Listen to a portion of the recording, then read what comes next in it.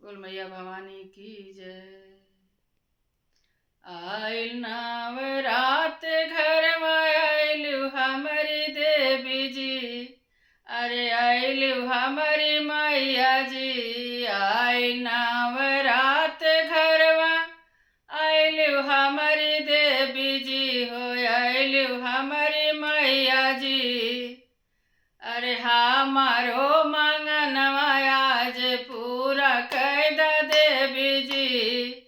हमारो मंगनवा आज पूरा कैदा देवी जी। अरे अपने चरनिया के दे दनाओ करिया हो। अपने चरनिया मैया दे दनाओ करिया हो।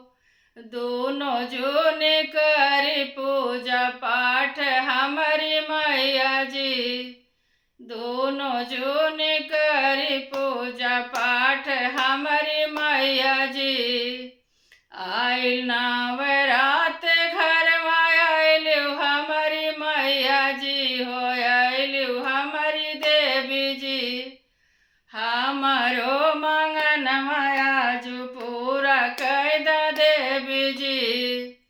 बेटा के दे दा मैया रोजी रोज गरवा हो। रोजी रोज गरवा हो। बहुअर के सोलह हो सिंगार हमारी देवी जी। अरे बहुअर के सोलह हो सिंगार हमारी देवी जी। आइल नवरात घर में आइलु हमारी मैया जी हो। आइलु हमारी देवी जी। हमारो मंगनवा आज पूरा कैदा देवी जी। अरे बे देवर का दे दा देवी रोजी रोज गरवा हो। रोजी रोज गरवा हो। अरे देवरानी के सोलह हो सिंगार हमारी देवी जी। अरे देवरानी के सोलह हो सिंगार हमारी देवी जी। आइल नवरात घर में आइलु हमारी मैया जी हो।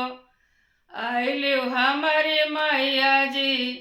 हमारो मंगनवा आज पूरा कैदा मैया जी। बोल मैया भवानी की जय।